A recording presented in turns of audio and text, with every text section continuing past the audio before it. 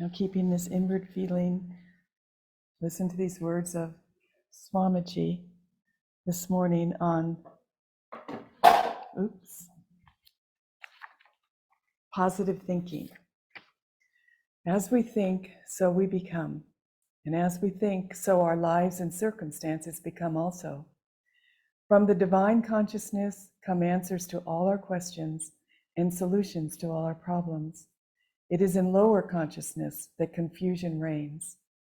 Think positively in everything you do, for in that way you help to attune yourself to the divine flow. One who is inwardly in tune with grace finds all things harmonious and beneficial being attracted to him. Positive thinking, combined with the sense of divine attunement, is never presumptuous, for it draws its power not from the ego, but from the consciousness of God's joy within. And please affirm with me, my outer life is a reflection of my inner thoughts. My outer life is a reflection of my inner thoughts. Filled with the joy of God. Filled with the joy of God. I express His joy. I express His joy. And harmony. And harmony. In everything I do. In everything I do. My outer life is a reflection of my inner thoughts. My outer life is a reflection of my inner thoughts. Filled with the joy of God. Filled with the joy of God. I express His joy and harmony. I express His joy and harmony. In everything I do. In everything I do. Now in a whisper, my outer life is a reflection of my inner thoughts. My outer life is a reflection of my inner thoughts. Filled with the joy of God. Filled with the joy of God. I express His joy and harmony. I express His joy and harmony. In everything I do. In everything I do. And now silently, my outer life is a reflection of my inner thoughts. Filled with the joy of God. I express His joy and harmony in everything I do. Filled with the joy of God, I express His joy and harmony in everything I do. Now pray silently with me. Problems cannot exist, Lord, whenever Thou art near. Give me strength always to hold Thee in my heart. Om Shanti. Amen.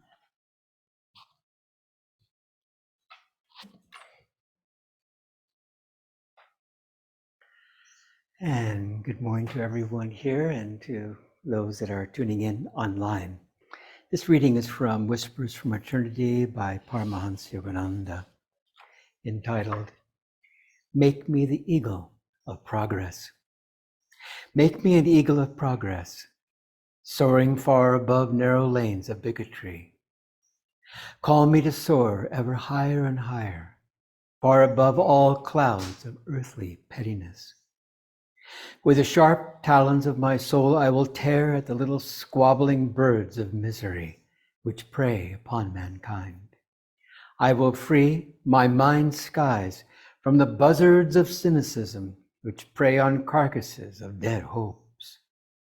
I will soar on balanced wings of wholesome living, high up into the finest regions of divine perception, high above the hurricanes of earthly preoccupation. I will soar higher and higher to those unimagined heights where Thou alone dost dwell. Make me Thy eagle of ever upward progress. And from the New Path by Swami Ananda, drawn from the title on reincarnation. I once had an interesting dream. Indeed, it seemed to be more than a dream. I saw myself in another life, deeply devoted to a particular friend. He took advantage of my love for him and treated me with unkindness that fluctuated between condescension and outright contempt. In time, there arose in me a feeling of deep bitterness toward him. As I approached the end of that incarnation, I realized that if I died with this attitude, my bitterness would, like a magnet, draw both of us back to similar but reversed circumstances. I would have the opportunity to treat him unkindly as he had treated me. And if I treated him thus, ensuing bitterness on his part might very possibly reverse our positions once again. Perhaps only a succession of such return engagements, gradually diminishing in intensity, would enable us at last to work out our love-hate relationship. Why take so long? I asked myself. Isn't it possible to escape these waves of retribution right now? Whatever the lessons my friend needs to learn, surely I, at least, can free myself. Then, from the depths of my heart, I cried, I forgive him. At that moment, with a feeling of ineffable relief, I awoke. In that simple act of forgiveness, I felt that I'd actually freed myself of some karmic burden. Through love of God, and only through that love, can one win final release from physical rebirth and earn the right to advance to higher spheres of existence. Victory comes not by hating this world, but by beholding God's presence in it everywhere, and by paying reverence to the various full as though to a holy shrine.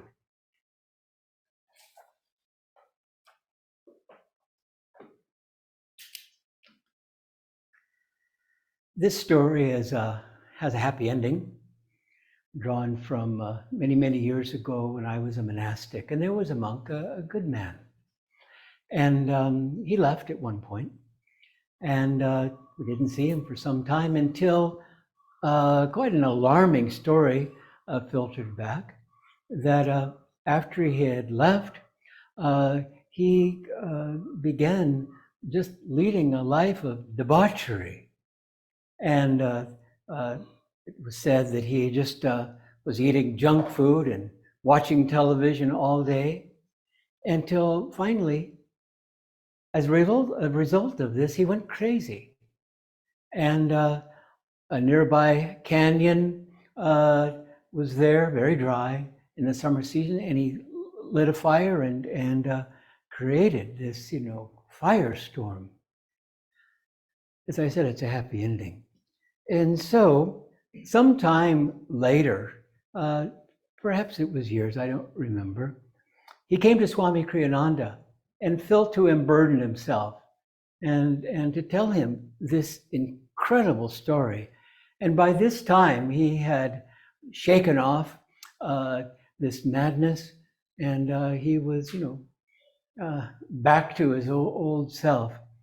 And after he told Swami this story, Swami simply said, why? And then more time elapsed. And I saw him again. He visited Ananda there in Northern California, and he just looked bright. And we didn't talk about any of this past experience. I was just so happy that somehow, truly through a miracle of self-effort, because he could have been mad his whole life. He could have ended up in some sanitarium. But somehow, some way, he was open, no doubt, through picking himself up. Self-effort draws grace. And with this grace of God and the great ones, he was able to get back into his center. And he had now was a salesman, and life was good. Well, we know from these extraordinary experiences of people like Milarepa and others that one can, Valmiki, another example, one can, just completely go off the deep end. And yet somehow, some way, again, miraculously, these two souls, they must have had enormous power, undoubtedly, became saints. Valmiki was approached at one point and said, listen, what you're doing, he said, well, I was a robber doing all these things to provide for my family. And he said, well, what you're doing, you're getting a lot of bad karma. And it was an absolute shock to the very core of Valmiki, and he changed. Again, what an incredible karma he had. It's like a fire hose. A fire hose can do a lot of damage if it's just left to just swing and blow out windows and create all kinds of damage. But if it is held in control, then it's able to put out the fire and save the situation. And so we have these dramatic experiences of this young monk and these two great historical saints to remind us that, again, a disciplined mind is a happy mind. And it's very, very important to be the jnani, to always be in the watchful state. And that takes some doing. It's a real art.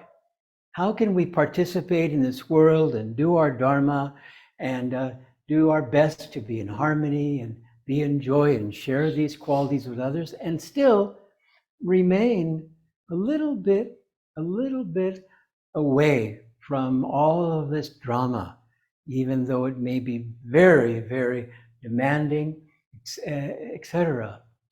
Well, we find tremendous benefit by the vehicle of introspection. And as Swami Kriyananda says, you can't introspect in the battle, something to meditate upon. When we're going through a tremendous, karma and turmoil, whatever it might be, again, I think of the image of someone battling there. And he's on a horse and he says to the enemy, excuse me, but I've got to take a moment to kind of regroup here. Should I continue to fight or should I retreat? He's going to get an arrow through his chest and that's the end of his moment of introspection. It's just not going to happen. But why do great generals know that there's a balance when you're on the offensive and then you've got to retreat, you've got to replenish yourself, replenish the troops, and then see about fighting once again. And so it is with ourselves. We have to understand that balance when there is the need to put out a lot of energy, and hopefully it's God-given energy. As one of my friends said, our task in this lifetime is to reclaim 3 inches of real estate. That's it. Rather than living in the ego, where most people live, we want to live here, at the point between the eyebrows. This is the center of will, the center of joy in the body. And the more we can concentrate here, and especially the heart, drawing that energy up the upper chakras, we find that we form the needed habit of being positive. That we don't really have to think twice about, now I've fallen into a ditch. And should I spend time there compounding my problem, my error, by beating myself, you idiot? What did you do? You should have seen that coming. What does that do? It does nothing. Absolutely nothing. The main thing is to form the very necessary habit of you fall down, you get up. You fall down, you get up. I was sharing with a friend when I was little, I guess my parents, I don't remember, gave me this toy, and I really, really had fun with it. And it was about my height, because I was maybe 8 or 9 years old, and it was a plastic, clown or something, I don't remember. And so I would punch it, and it would go down, and I would think, okay, this is looking good. And then it would pop back up. I'd say, hey, wait a minute, no fair, I just got done knocking you down. And of course, I knew that was going to happen. But I enjoyed, having fun with this clown. And as I got on the spiritual path, I thought, my goodness, this is an image, an experience from my childhood that I can bring to this moment. I can bring into my life as something, an attitude that I should understand. That, as Yogananda himself said, life is a test. But he didn't for a moment think that we should get grim about it. That's why I said you must be very joyous and happy at all times. Yes, we have to understand on a human level that we have all of these obstacles that seemingly, are there to just bring us down and create turmoil and so forth. But that's not at all what it's about. we are being strengthened. As Yogananda says, you don't get strong by wrestling someone that is not in your weight class. You need to fight someone who can give you, a good battle, and then you get stronger. And so after a while, it's all about positive attitude. It's all about really understanding that yes, though this is a dream, we need to participate, and that we have come down, all of us. Many don't know that, even here in Mother India. We've come down with a purpose, and the purpose is to lift our consciousness. Swami tells this very dramatic story where he was in Australia and had a large satsang, perhaps certainly hundreds of people, maybe thousands. And it was time for questions and answers. And one fellow lifted his hand, thinking that he would be able to stump Swami with his question. And he said, "I'm an atheist. How can you help me?" And Swami, thought for a moment and said, "Well, reach out for your highest potential." And the man, a bit shocked perhaps by this truth, said, "I can live with that." And who knows? Maybe he walked out the door as an agnostic, quite a shift.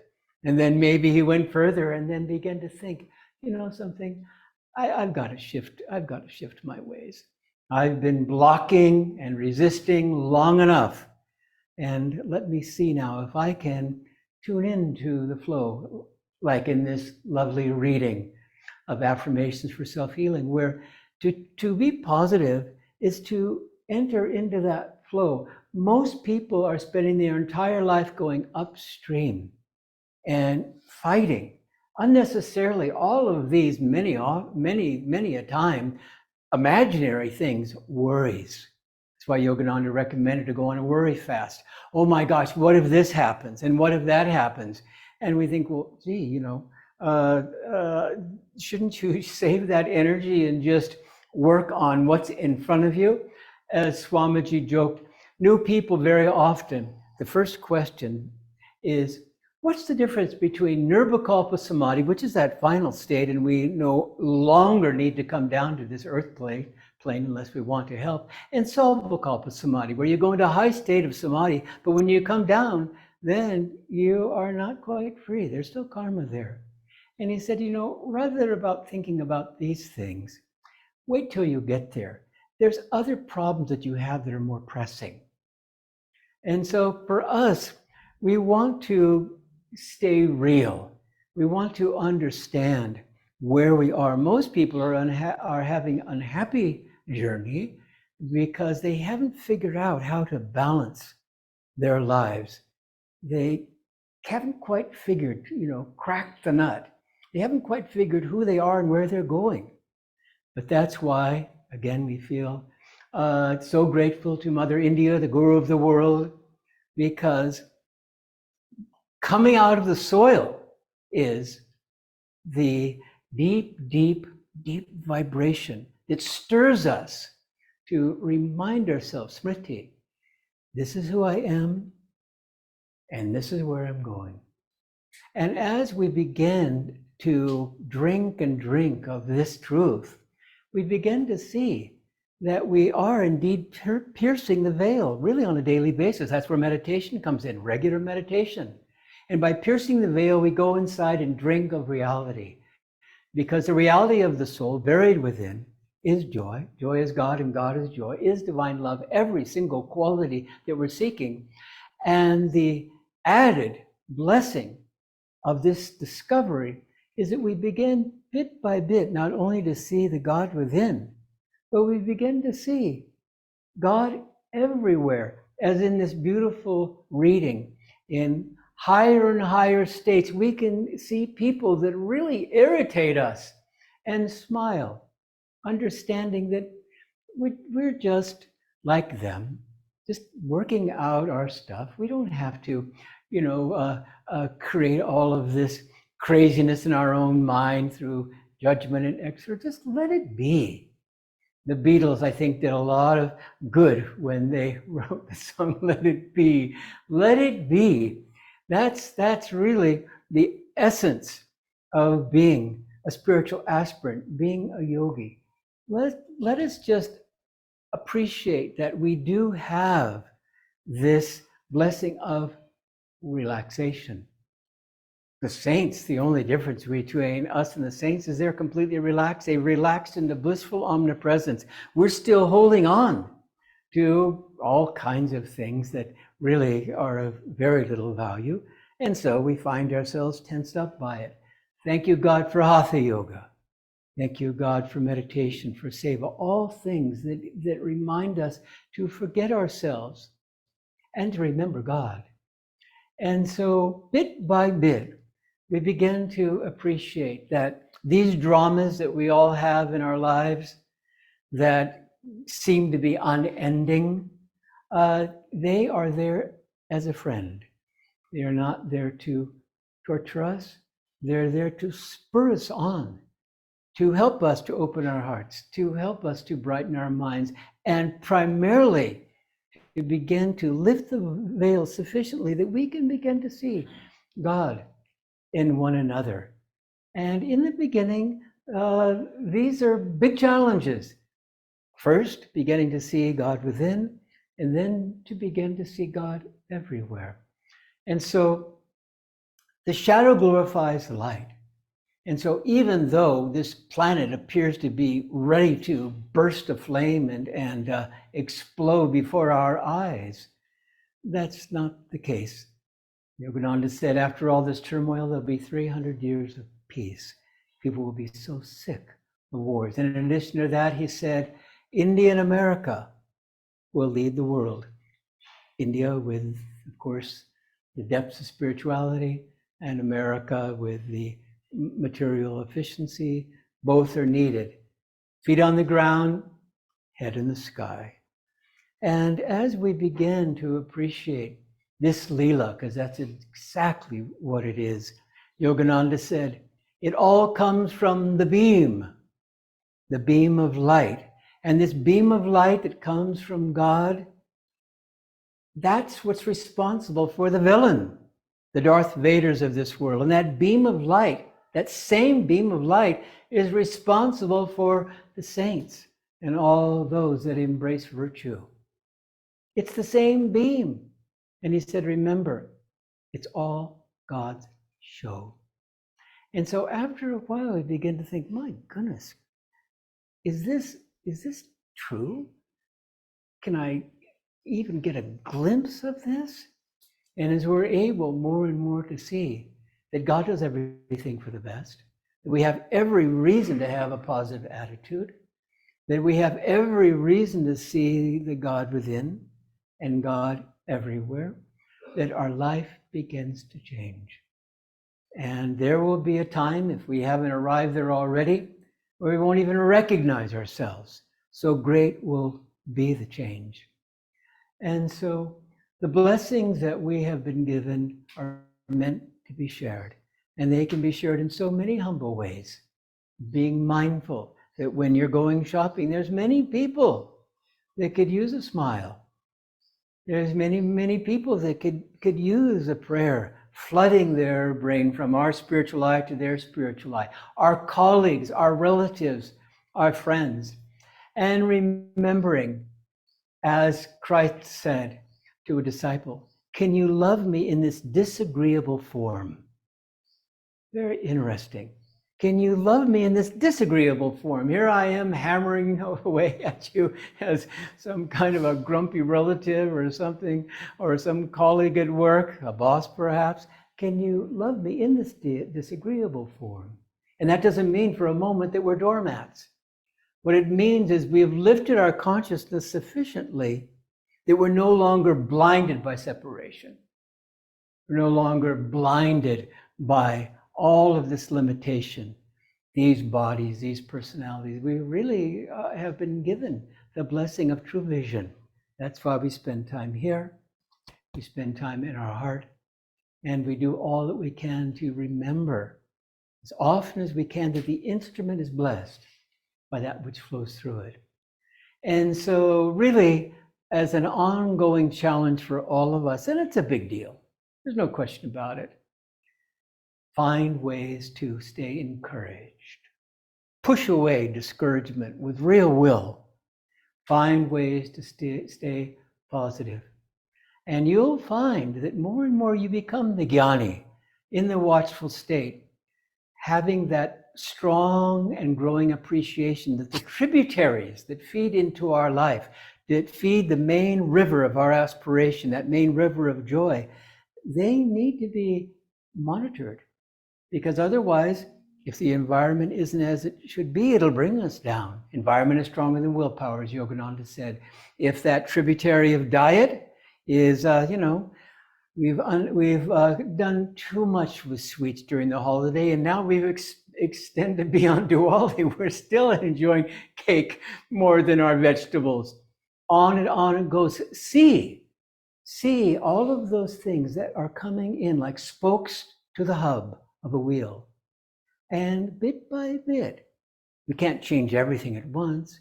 Go with your strengths, but bit by bit, begin to make the needed changes so that that river of joy, which is there, can begin to flow uninterruptedly. As Yogananda said, my life has become an uninterrupted state of joy.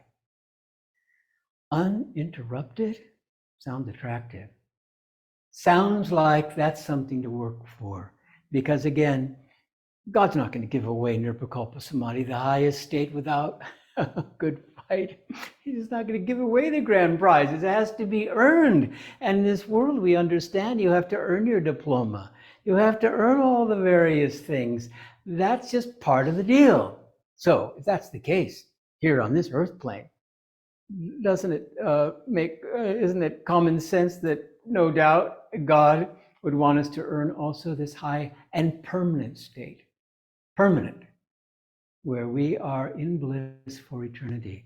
And so this little bit of effort that we're putting out, it doesn't seem like a little bit of effort. It seems like it goes on forever, and yet it does not. It's finite. All these incarnations we've experienced are just that. They're finite. What we're going to experience and what we've come down from is, again, infinity, especially that infinite joy. So God bless you all on this beautiful day. And